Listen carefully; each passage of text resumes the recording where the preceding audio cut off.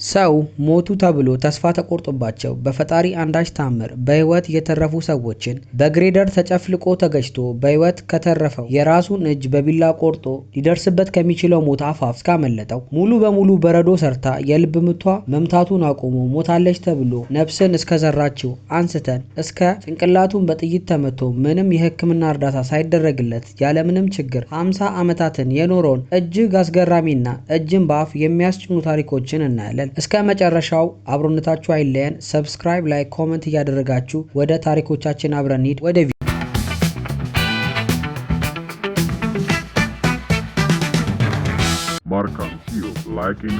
ቪዲዮ እድሜዋ ወደ 60ዎቹ የተጠጉ የማንቸስተር ከተማ ነዋሪ የሆኑት በእድሜ ጠና ያሉ እናት እንደ ወትሮ ከአፓርትመንታቸው ወጥተው የያዙትን ቆሻሻ ለመድፋት መንገድ ዳር ወዳለው የቆሻሻ ገንዳ ያመራሉ። ቆሻሻውን ወደ ቆሻሻው ገንዳ በመጣል ላይ እያሉ ያዳልጣቸውና ራሳቸውን ከፍተኛ ቅዝቃዜ ካለው ከሚሸተውና እርጥበት ባለበት የቆሻሻ ገንዳ ውስጥ ራሳቸውን ያገኙታል። በእንቅርት ላይ ጆሮ ደግፍ እንዲሉ ቆሻሻውን የሚያነሳው መኪና ይመጣና ገንዳውን አንስቶ የኋላ ማጠራቀሚያ ውስጥ አንስቶ ይከታቸዋል። ይሄኔ ሴትዮዋ መጮህ ይጀምራሉ፣ ግን ሰሚ አልነበራቸውም። ሹፌሩ ከዚህ በፊት እንደሚሰራው ስራ ሁሉን ኖርማል አድርጎ ቆሻሻውን መጨፍለቅ ይጀምራል። ሴትዮዋ ይጮሃሉ፣ ሰሚ የለም።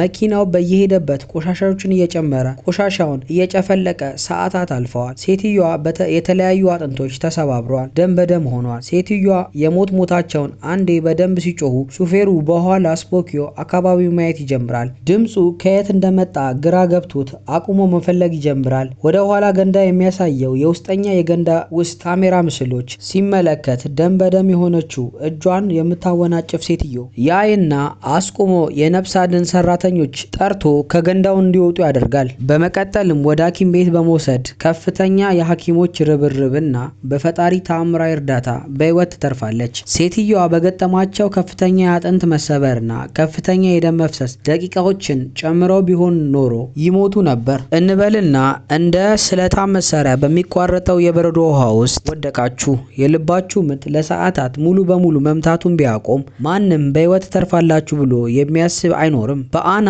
ባንግሎም ላይ የተከሰተው ነገር ግን እጅግ አስገራሚ ነበር። ነገሩ እንዲህ ነበር። በ1999 የ22 ዓመቷ የሜዲካል ተማሪ አና እና ሁለት ጓደኞቿ በመሆን በበረዶ መንሸራተቻው እየተንሸራተቱ ይዝናናሉ። በድንገት አና ደናቅፏት ቀዝቃዛው በረዶ ውስጥ ትወድቃለች። ለመውጣት ትሞክራለች፣ ግን ተቀርቅራ ለመውጣት እጅግ ከባድ ይሆንባታል። ደቂቃዎች እየሄዱ ነው። ጓደኞቿ የአናን መውደቅ አላስተዋሏትም ነበር። ደቂቃዎች እየነጎዱ ሲመጡ ራሷን በበረዶ ተቀርቅራ ባለችበት ሙሉ በሙሉ የልቧ ምት ይቆማል። ሰውነቷ ሙሉ በሙሉ ወደ በረዶነት ይቀየራል።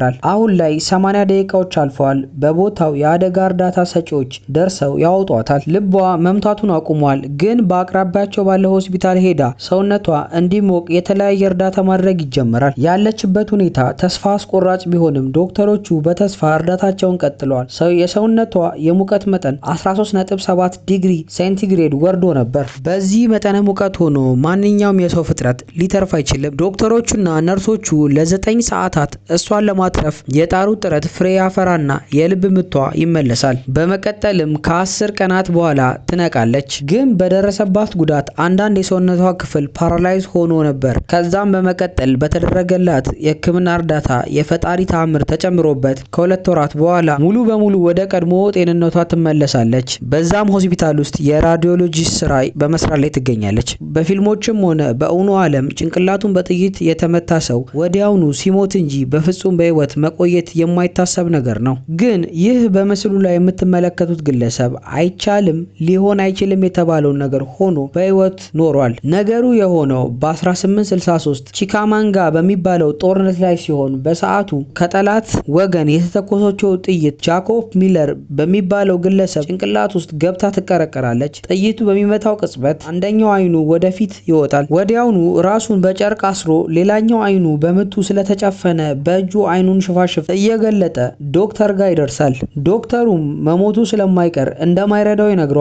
ነገር ግን ተአምራዊ ነገር ሆነና ጥይቱ እዛው ጭንቅላት ውስጥ እንዳለ ሙሉ በሙሉ ወደ ጤንነቱ ይመለሳል። የሚያስገርመውም ነገር ውስጡ ያለው ጥይት ስብርባሪ በጊዜ ሂደት እየወደቀ ይወጣ ነበር። በዚህ ሂደት ለ50 ዓመታት ምንም ሳይሆን ጥይቷ የተመታችበት ቀዳዳ ክፍት ሆኖ ሊኖር ችሏል። ከጦርነቱም በኋላ አግብቶ ልጅ ወልዷል። በመጨረሻም በ88 ዓመቱ ማለትም አደጋው ከደረሰበት 50 ዓመት በኋላ ህይወቱ አልፏል። ይህ በምስሉ ላይ የምታዩት ሰው 6350 ኪሎ ግራም በሚመዝነው የበረዶ ግሬደር መኪና ተጨፍልቆ በህይወት ተርፏል። በሚያስገርም ሁኔታ ሙሉ ለሙሉ ድኖ በእግሩ መንቀሳቀስ ጀምሯል። ሁኔታው የሆነው እንዲህ ነበር። Actor Jeremy Renner is in hospital tonight after a freak snowplow accident. ጃንዋሪ 1 2023 የአዲስ ዓመት ዕለት ጀርሚ ሬነር በጠዋት ተነስቶ ከቤቱ ፊት ለፊት ያለውን በረዶ ለማጽዳት ማልዶ ተነስቷል። የወንድሙ ልጅ አሌክሳንደር ፍሬድ ሊያግዘው ከመኪና ውጪ ሆኖ እየረዳው ነው። በረዶ እየሰበሰቡ ባለበት የበረዶ መሰብሰቢያ ምላጩ የወንድሙን ልጅ እንዳያየው ጋሬጣ ይሆንበታል። በዚህ ሰዓት መኪናውን ያቆምና ከመኪናው ይወርዳል። ይሄኔ ነበር የዘነጋው የፓርኪንግ ብሬክ አለመጫኑ መኪናው የወንድሙ ልጅ ወዳለበት አቅጣጫ መንሸራተት ይጀምራል። ሬነር የወንድሙን ልጅ ትልቅ አደጋ ውስጥ እንደሆነ ይገባውና መኪናውን ለማቆም ዘሎ ወደ መኪናው ይወጣል። ይሁን እንጂ በድንጋጤ የወሰነው ውሳኔ አደጋ ላይ ጣለው። ምክንያቱም ዘሎ የወጣው የብረቱ የግሬደሩ ጎማዎች ላይ ነበር። ጎማው ያንሸራተውና መሬት ላይ ይጥለዋል። ያኔ ሙሉ ለሙሉ ሰውነቱ ላይ ይሄድበታል። 6350 ኪሎ ግራም የሚመዝነው መኪና በሰከንድ ውስጥ 30 አጥንቶቹን እንክትክት አድርጎ ይሰባብራቸዋል። 14 የጎድን አጥንቶችን ከጥቅም ውጭ ያደርጋቸዋል። ሳምባው በከፍተኛ ደረጃ ይጎዳል። ጉልበቱ ላይም ቀላል የማይባል አደጋ ይደርስበታል። በከፍተኛ ደረጃ ደም ይፈሰዋል። የልብ ምቱም በአንድ ደቂቃ ውስጥ ከ18 የልብ ምት በታች ይሆናል። የግራ አይኑ ከነበረበት ቦታ አፈትልኮ ይወጣል። ዶክተሮቹ ሞቷል አበቃለት የተባለውን ሰው በፈጣሪ ተአምራዊ ጥበብ በከፍተኛ የዶክተሮች ክትትል ከ1 ዓመት በላይ በሆስፒታል ሲረዳ ቆይቶ ወደ ቀድሞ ጤንነቱ ተመልሷል። ይህ ግለሰብ የራሱን እጅ በቢላዋ ቆርጧል። እንዴት ያሟል ብላችሁ ልትፈርድበት ትችላላችሁ። ግን የቆረጠበት ምክንያት እንዲህ ነበር። አፕሪል 2003 የሜካኒካል ተማሪ የሆነው ራስል ተራራ የመውጣት ልምድ ስለነበረው በቀኑ ተራራ ለመውጣት ጉዞን ወደ ብሉ ጆን ካንየን የሚባል ዋሻ ያቀናል። በዋሻ ውስጥ እየተራመደ ሳለ በድንገት ከየት መጣ ያልተባለ 356 ኪሎ ግራም የሚመዝን ትልቅዬ ድንጋይ ተንከባሎ እሱ ወዳለበት ይመጣል። እየሮጠ ለማምለጥ ሲሞክር እጁ በድንጋዩ ተቀርቅሮ አልወጣም ይለዋል። እጁን ለማውጣት ቢታገል ያቅተዋል። እዛው ተቀርቅሮ መሽቶ ይነጋል። ሰውነቱ በጣም ድካም ውስጥ ነው። በቦርሳ ውስጥ የያዘውን ትናንሽ ምግቦች እና ውሃ እየጠጣ ቀናቶች ይኖግዳሉ። ስልኩን አውጥቶ ለመደወል ጥረት ቢያደርግም አንዳች ኔትወርክ የለም። በዚያው በቪዲዮ ሪከርድ ራሱን ቪዲዮ እየቀረጸ ያስቀምጣል። አሁን 5 ቀናቶች በዚህ ሁኔታ አልፈዋል። ቤተሰቦቹ መጥፋቱ ስላሳሰባቸው ቢፈልጉትም የትም ሊያገኙት አልቻሉም። አሁን ላይ ተስፋ አስቆራጭ ደረጃ የደረሰው ራስል በዚህ ሁኔታ ከቆየ እንደማያዋጣው ገብቶታል እና ቪዲዮ አብርቶ ለቤተሰቦቹ የስንብት ቪዲዮ ይቀርጻል። በመቀጠልም የመጨረሻ ውሳኔ ላይ ይደርሳል። በያዘው ስለት እጁን ቆርጦ መውጣት ነበር። ጭካኔ በተሞላበት እሱም በጭካኔ በድንጋዩ የተያዘውን እጁን ቆርጦ ከተቀረቀረበት ዋሻ ይወጣል። ከነበረበት ቦታ ደሙ እየፈሰሰ 11 ኪሎ ሜትር በእግሩ ተጉዞ እገዛ ቦታ ይደርሳል። ሰዎችም ሲያዩት በአፋጣኝ በሄሊኮፕተር ወደ ሐኪም ቤት ይወስዱታል። በሰዓቱም 25% የሚሆነውን ደሙን አጥቷል። ከፍተኛ ክትትል ተደርጎለት ወደ ቀድሞ ጤንነቱ ተመልሷል። አሁን ላይ ከአደጋው በኋላ አግብቶ ልጅ ወልዶ ሞቲቬሽናል ስፒከር ሆኖ ያገለግላል። እርስዎ የትኛው ታሪክ ተመቾት? ኮመንት ላይ ያሳውቁኝ። ሌሎች እንደዚህ አይነት ቪዲዮዎች እንዲደርሱ ሰብስክራይብ፣ ላይክ፣ ኮመንት ማድረጉ እንዳይረሳ። አበቃው። ሰላም።